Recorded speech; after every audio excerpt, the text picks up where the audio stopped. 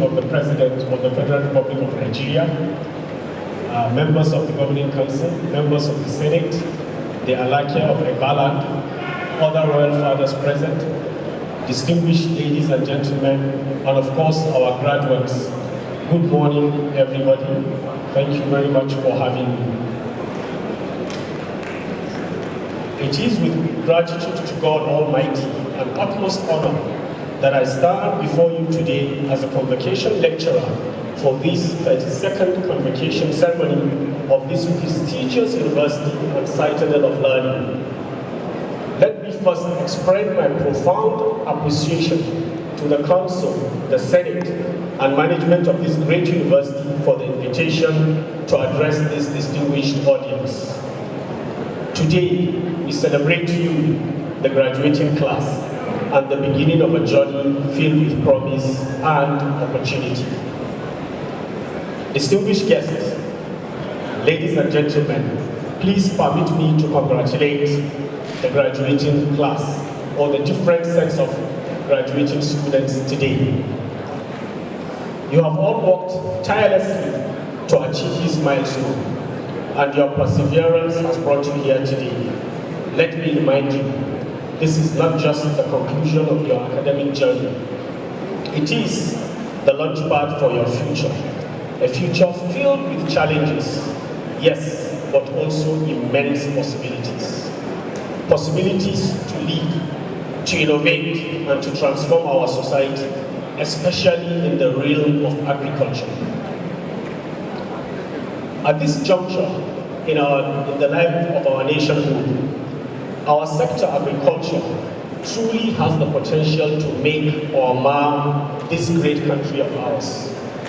This sector presents very unique challenges, challenges that we look upon you, the graduates today, to provide solutions to. Some of these challenges can come with very, very conflicting solutions.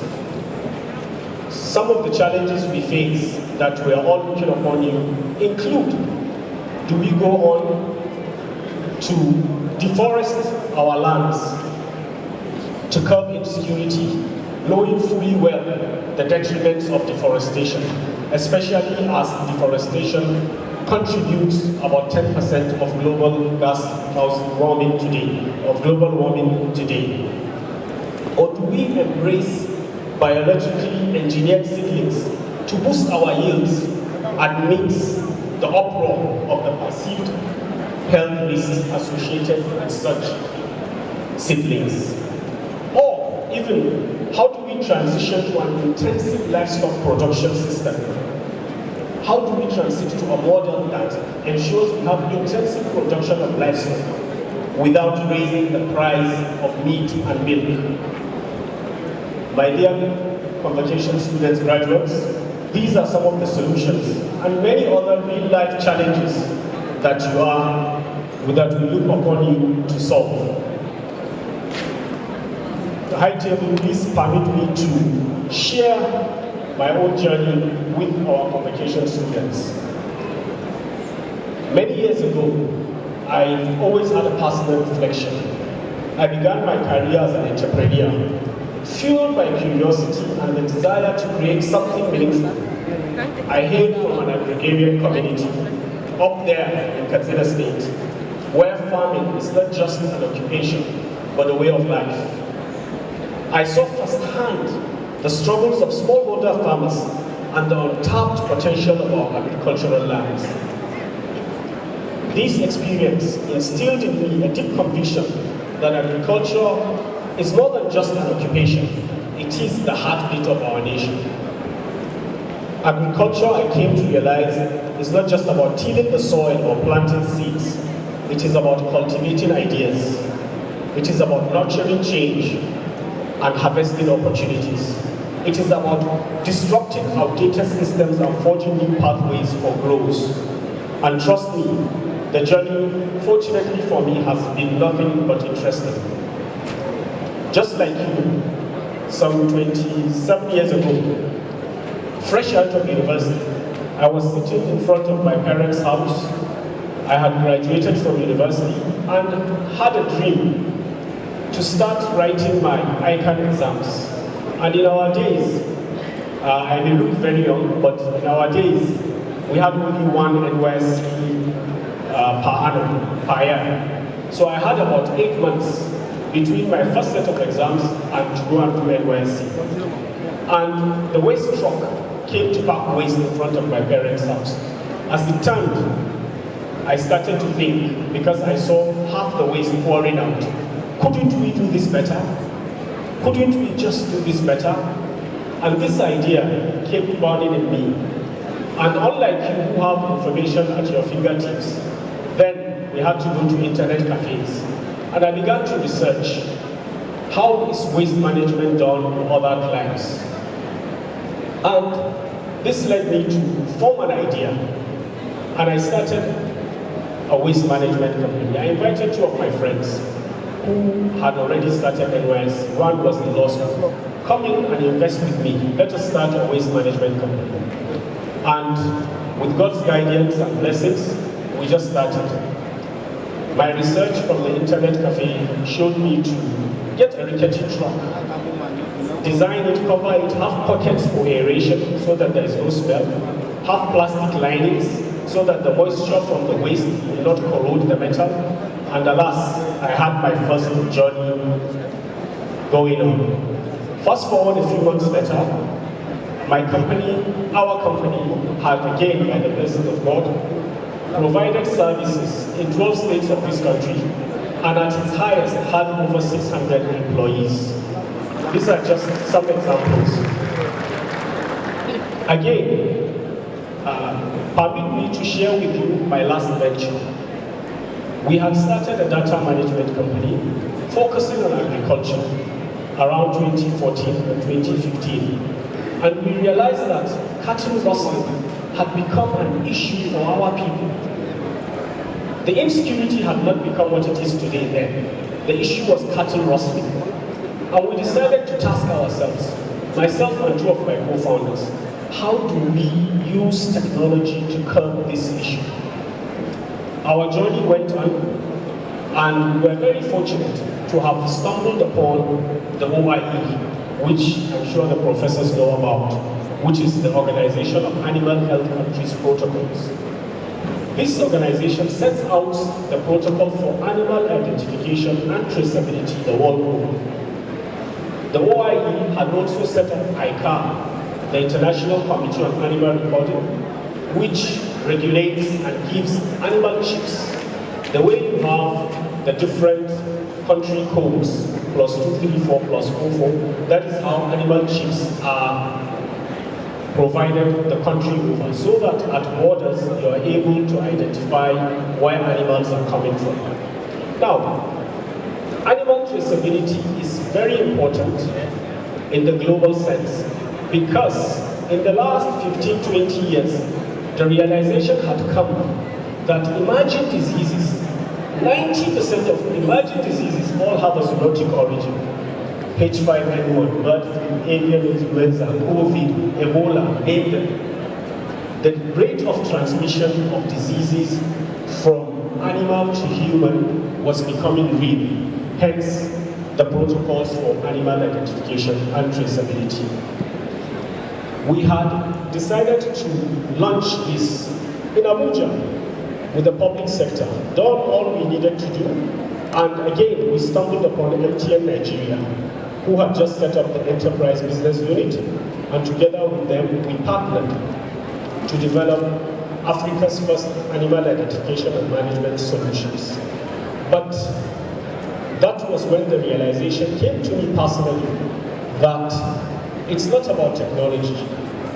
Policy is a very, very important factor in whatever we do, in this country and the world over. We had challenges with policy. Regardless of what MTN Nigeria was able to do, how do you, despite having an app or from your phone, be able to track an animal that is stolen?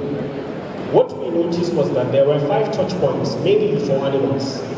Animals left their owners, went through some mode of transport, ended up in a market where transactions happen, and then come to an abattoir or any processing area, and then it finally ends up in our homes as meat and whatever it is we eat from those animals. Now, we have appointed me as the Executive Secretary of the National Agricultural Development Fund. This role has allowed me to spearhead transformative initiatives aimed at redefining agriculture in Nigeria. At the NADF, we envision being the leading development fund for agricultural growth, sustainability, and economic prosperity. Our ultimate mission is to harness the transformative power of agriculture to drive socio-economic development through inclusive financing and sustainable support to the sector.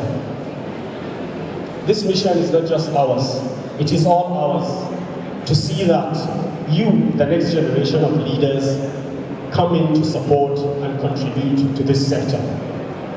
As graduates of one of Nigeria's premier institutions, you are uniquely positioned to drive this transformation. At the NADF, our focus is funding agriculture through 4 major pillars. These pillars are inputs. We want to see how do we fund inputs. Inputs with priority to seedlings and fertilizer. Why seedlings?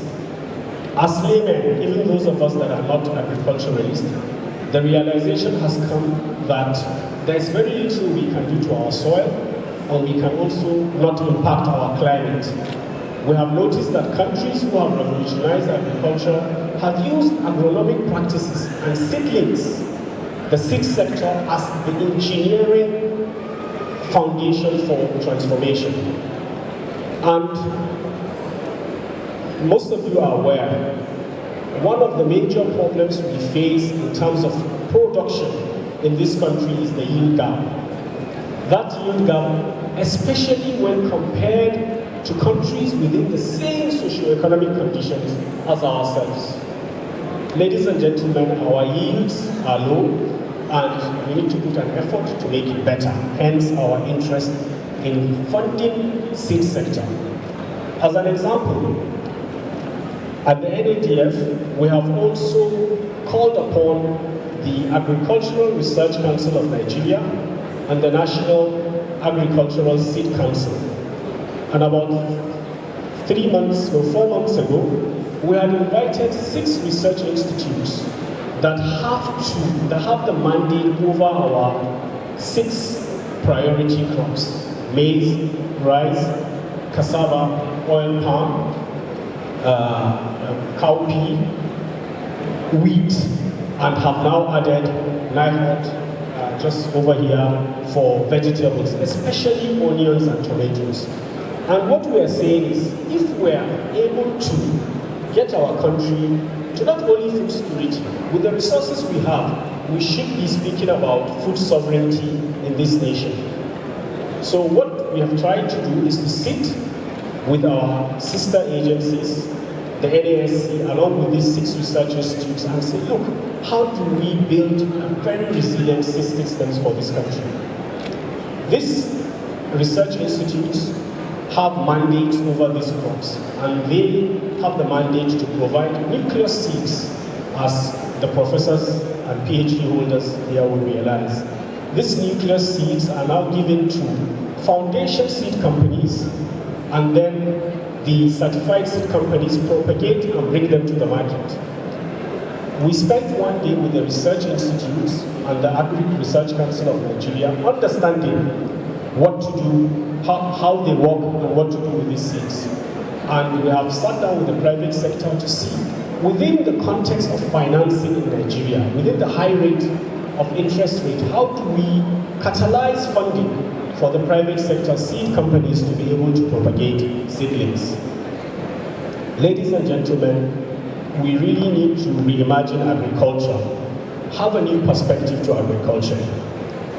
Too often, we hear the word agriculture, and most people think of back-breaking labor, outdated tools and rural songs. But that image surely belongs in the past. Agriculture today is a thriving playground of innovation, of technology and of boundless opportunity.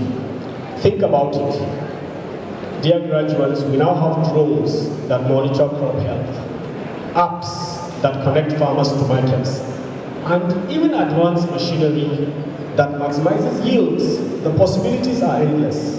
Agriculture is not just a livelihood, it is a gold mine of opportunities waiting to be tapped. Let me ask a few questions. I do not know how many of you actually planned to read agriculture. How many of you planned to read agriculture, graduates? Very few. How many of you did not plan to read agriculture? Nobody read agriculture by accident? Well, I have good news for you. The future is very bright, whether you plan or did not plan to study agriculture. You are not just graduates now, you are future disruptors of this industry, the ones who will show the world that agriculture is modern, agriculture is profitable, and agriculture is fulfilling.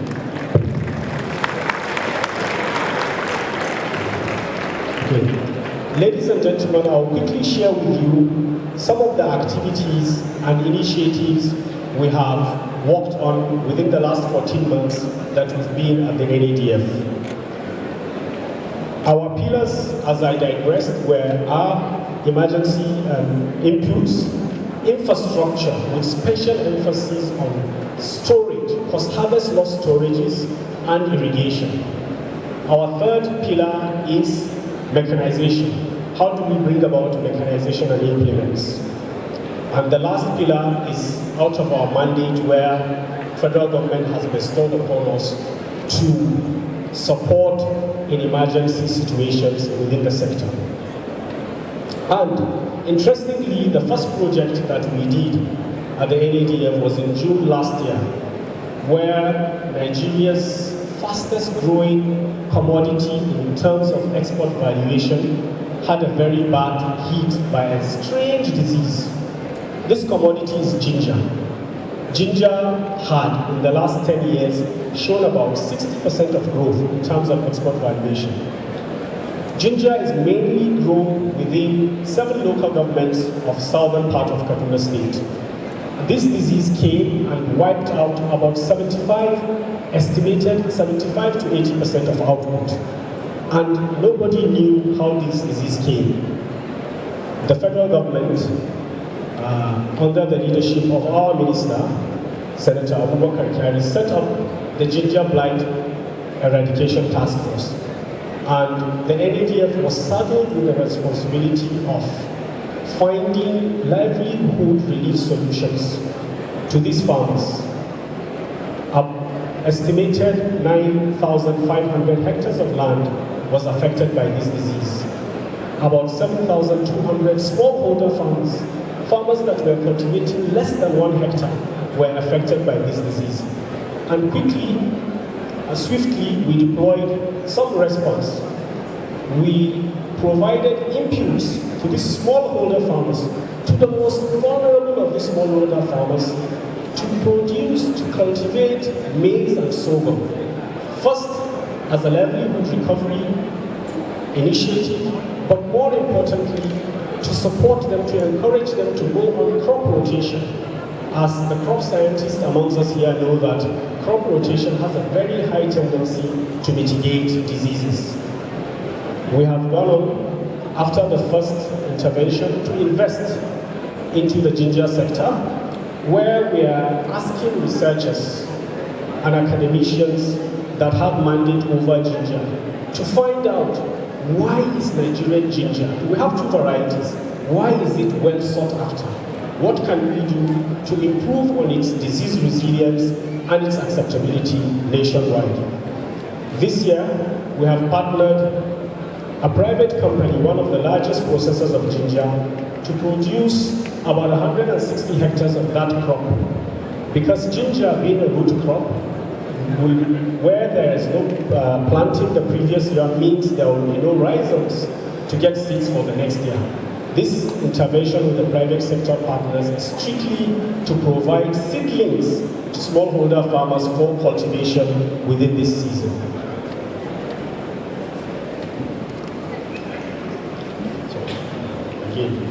The second and another important initiative or project that has befallen us in NADF is that the federal government has given the directive for us to implement one of its 4 mechanization programs. This program is empower and deploy unmanned aerial vehicles, Internet of Things, and blockchain technology towards crop production. We need to have a sector that you, the graduates of today, will find attractive.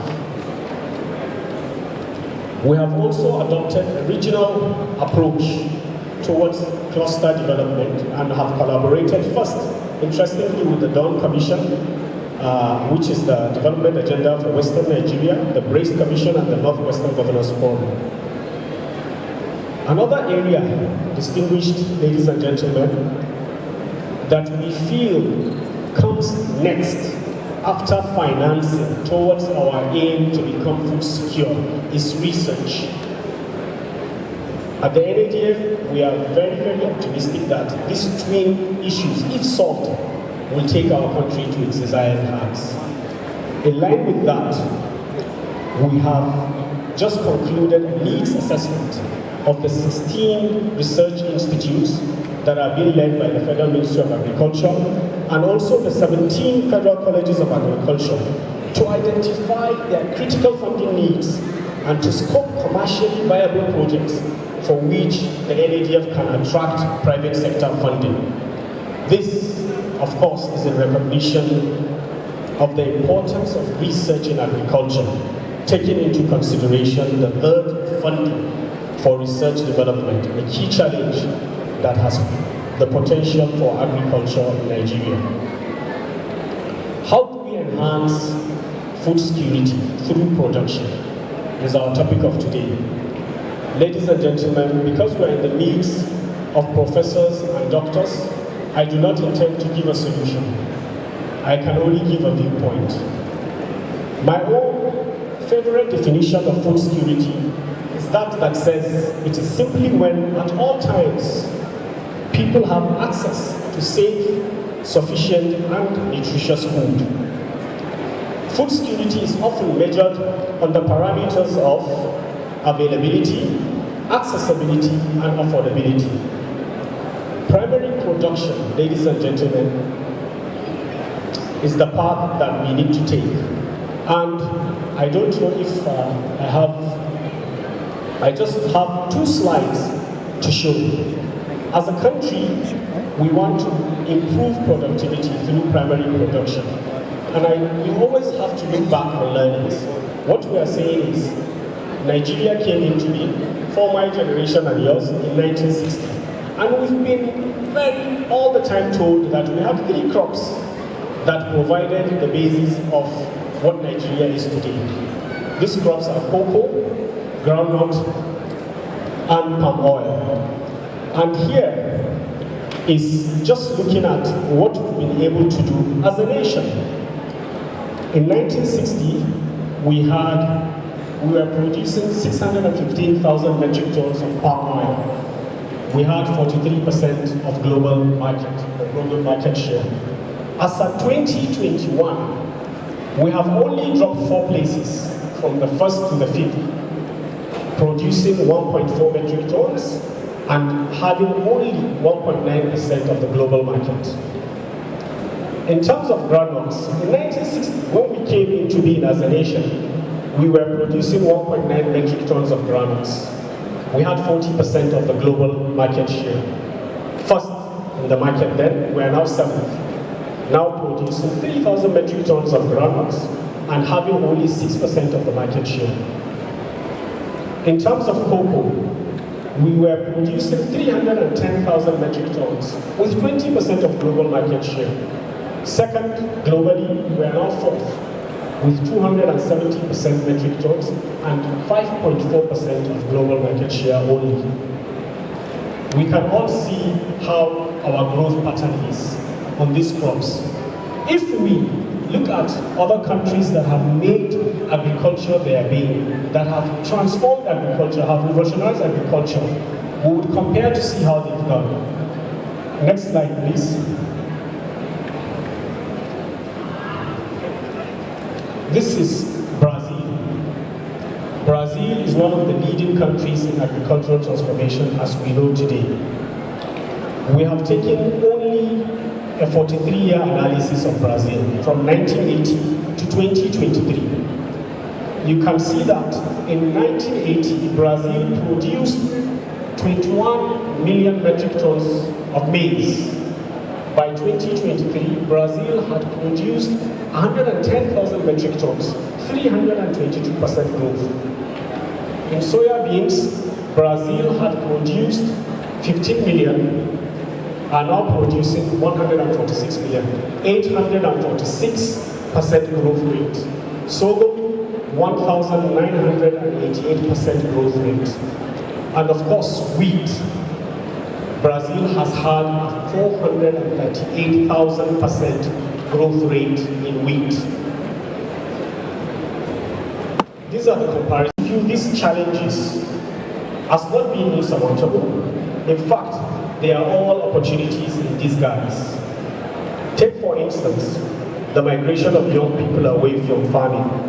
Instead of seeing this as a problem, you all need to view it as a call to action. Please bring in fresh perspectives, be technology savvy, and infuse the entrepreneurial spirit that you have learned from this university into agriculture. We're sure that with the right tools, training and support, there is no limit to what you can achieve. Indeed, agriculture presents great opportunities, not just for you, but for creating employment for wealth to smallholder farmers and the nation at large. My advice to you is please be bold, be innovative, and be relentless. Embrace technology. Today's agriculture thrives on innovation. Whether it is using precision farming techniques, leveraging artificial intelligence to predict weather patterns, adopting digital platforms to connect farmers to markets, or using RFID chips for animal traceability. Equip yourselves with the tools and knowledge that can revolutionize farming practice and make them more efficient and sustainable. And do not be afraid to think outside the box.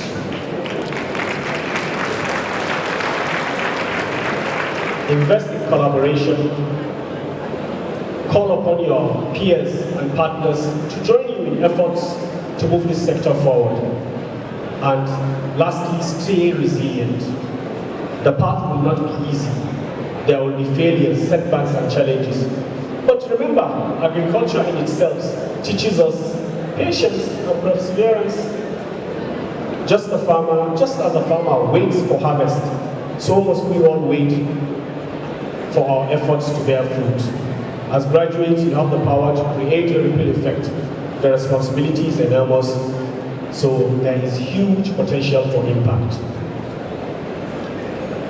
The intention, as I said, is because we're in the midst of professors and doctors and experts, is not to deliver answers, but to provoke the thoughts of the graduates towards this sector. So as I conclude, I will leave you with this. The future of Nigeria's agriculture is bright, but it requires dreamers and doers like you. The journey will not be easy, as I said, but it will surely be worth it. Go out there and disrupt the status quo. Be the generation that transforms agriculture from the sector of subsistence to ones of abundance. Let us imagine this. A farmer in any small village in Nigeria, every planting season, he carefully selects seeds. These seeds are his most prized possession. To an outsider, to a non-agrarian person, it may look insignificant. It's small, it's plain, it's fragile. But to the farmer, this seed represents hope, opportunity, and transformation. When this seed is planted, the farmer isn't just cultivating food for his family. This seed grows into crops that supply a market, that strengthen communities, and provides income. This harvest finds its way to larger markets, sparking economic activity far beyond the villages these seeds are planted. Traders, transporters, and vendors all benefit from this simple act of planting that seed. Multiply this story by millions of farmers across Nigeria. Picture what happens when these seeds become part of a larger strategic effort supported by policy, investment, and innovation. These seeds power industries, stabilize rural communities, reduce poverty and drive exports, reshaping our country's socio-economic landscape from the ground up. This is not just a dream, it is an opportunity waiting to be seized. Like the farmer seeds, small but filled with potential, we have the tools to plant the future of a prosperous Nigeria. The question is, how will we nurture it together? Once again, I wish to thank the management of this prestigious university for inviting me. Vice Chancellor, sir, yesterday, one of our partners, Abeokuta, had placed a call to me. Abeokuta owns cocoa and oil palm plantations here in Ogun and Ondo states. And I had told him I was here in Abeokuta for this auspicious occasion. And they had asked that I announce to you that Abeokuta is interested in pledging 5 automatic employment opportunities for graduates of this university. This is, I will surely introduce you to Abeokuta. Thank you. Ladies and gentlemen, thank you for listening. And may your journey be as fruitful as the seeds you sow. Thank you very much.